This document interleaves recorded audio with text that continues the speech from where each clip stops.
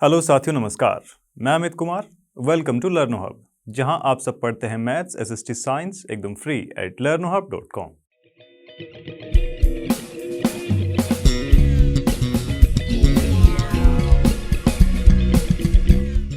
तो देखिए भाई, फॉर्मूला फटाफट सीरीज के अंदर आज हम निपटाने वाले हैं areas of parallelogram and triangles को। और साथ ही आपने वन शॉर्ट वीडियो और एनसीईआरटी सॉल्यूशंस नहीं देखे हैं तो जाके देख सकते हैं।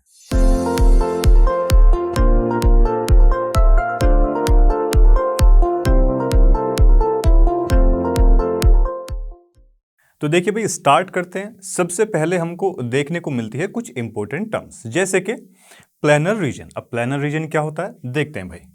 The part of a plane, कोई भी एक प्लेन या कोई एक आपके पास में फील्ड ऐसा दे रखा है, ठीक है। चलिए ये मान लेते हैं। बोलता है कि इसका एक पार्ट, कोई भी एक पार्ट ले लेते हैं भाई इसका। लेट्स से ये ऐसा कुछ हमने पार्ट ले लिया इसका, ठीक है।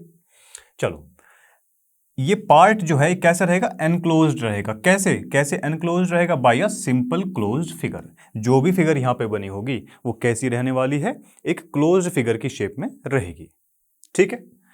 Is called a planar region. इसे क्या बोलेंगे? एक प्लेनर रीजन बोलेंगे। And measurement of this planar region, ये जो प्लेनर रीजन है ये वाला, इसकी मेजरमेंट को ही क्या बोलते हैं? Is called its area.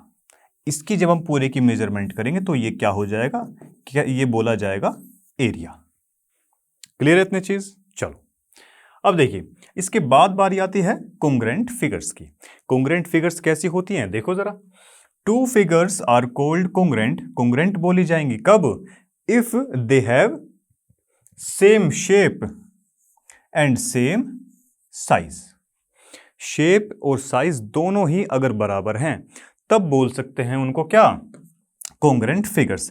जैसे कि 1 रुपये का कॉइन मान लीजिए और एक और हमारे पास में 1 रुपये का कॉइन है। जब इन दोनों को एक दूसरे के ऊपर ऐसे रखा जाएगा तो एक दूसरे को फुली कवर ये कर लेंगे। करेक्ट है कि नहीं? चलो भाई, ऐसे ही आप कोई सा भी एग्जांपल मान सकते हैं। लेट्स से 2 ट्रायंगल है जिनकी सभी साइड सेम दे रखी है, तो ये भी कैसे होंगे? कोंग्रेंट होंगे, है कि नहीं? मतलब कोई सी भी ऐसी फिगर जो एक दूसरे को पूरी तरीके से ढक ले।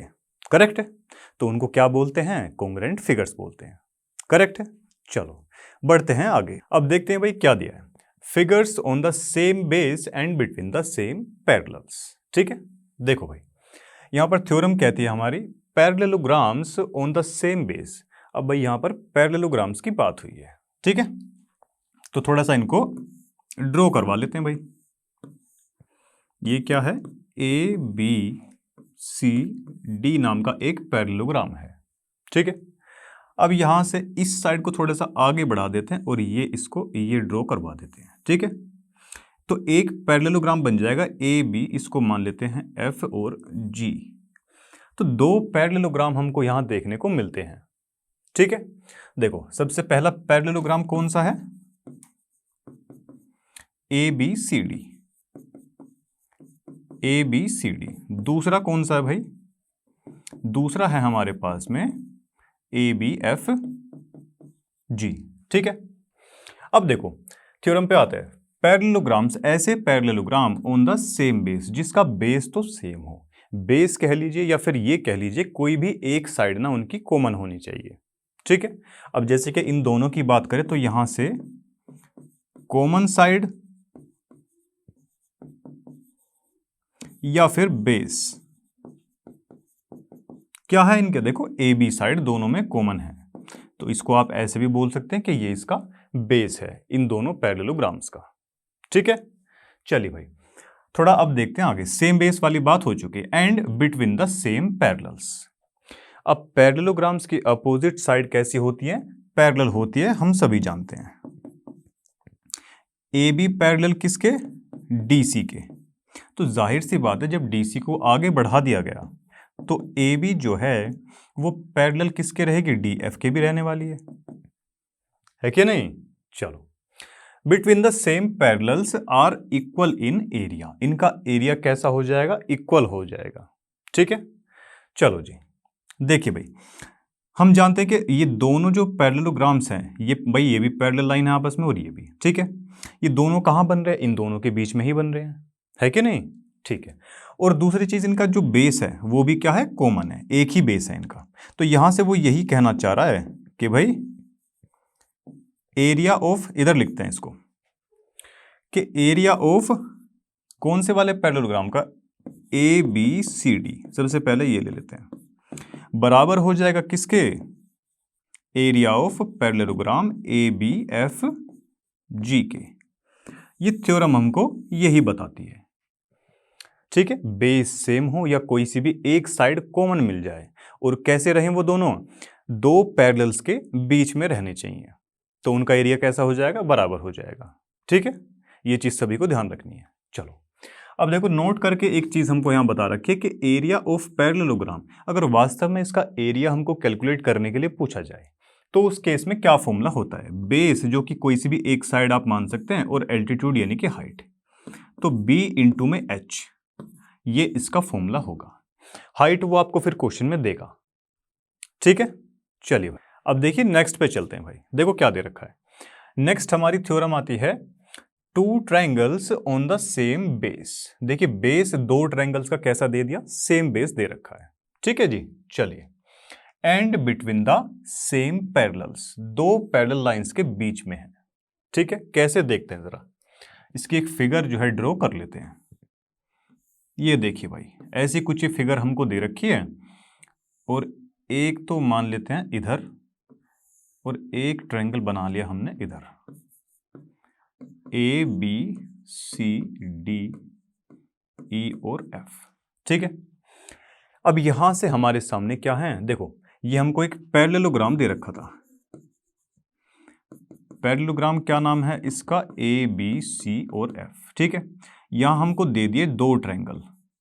एक तो ट्रायंगल हमारे सामने है ए बी ई, और एक ट्रायंगल हमारे सामने है ए बी और डी। अब देखिए भाई, दो पैरेलल्स के बीच में, यानी कि ए बी पैरेलल किसके है? एफ सी के पैरेलल है, ठीक है। और दोनों ये जो ट्रायंगल बन रहे हैं, इनका बेस भी सेम है। बेस कैसा है? सेम बेस यहां पर दिया हुआ है। बेस कैसा है इनका? सेम बेस है ए बी, ठीक है जी। और सेम पैरेलल्स के बीच में वो लाई कर रहा है, तो इनका जो एरिया है, इनका जो एरिया है वो कैसा हो जाएगा? दोनों का बराबर रहेगा। Area of triangle A B D बराबर किसके हो जाएगा? Area of triangle A B E के। ये थ्योरम हमको बताती है कुछ ऐसा। क्लियर है बात? चलो जी, अब उसके बाद देख लेते हैं नेक्स्ट थ्योरम की तरफ चलते हैं। Two triangles having the same base. Base कैसा है? सेम है। बेस कैसा है? सेम बेस हमको दे रखा है।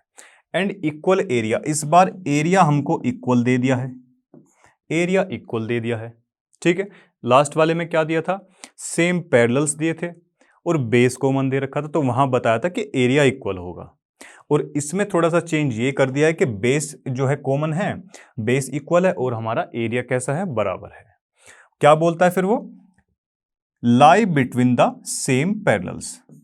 तब वो कहां, ये दोनों ट्रायंगल्स किसके बीच में लाई करेंगे? सेम पैरेलल्स के बीच में लाई करने वाले हैं। मतलब कि आप देख सकते हैं ये ऊपर वाले का अपोजिट ही है, ठीक है।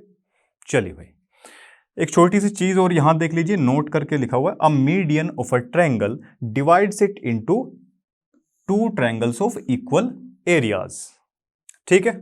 देखो जी, मान लेते हैं ये कोई हमको ट्रायंगल दे रखा था पी क्यू आर नाम का। अब जैसे कि नाम से ही पता चल रहा है मीडियन, मीडियन यानी कि मिड की बात हो रही है, यानी कि उसको बीच से वो काटेगी। ये डी मान लेते हैं इसको, ठीक है। तो यहां से इसका एरिया ना, ये ट्रायंगल पी डी आर और ट्रायंगल क्यू डी आर, इन दोनों का एरिया कैसा रहने वाला है? बराबर रहेगा। क्लियर है बात? चलिए भाई, तो इसी के साथ मैं मिलता हूं आपसे नेक्स्ट वीडियो में। तब तक के लिए पढ़ते रहिए लर्नो हब से, क्योंकि लर्नो hub is free and the best.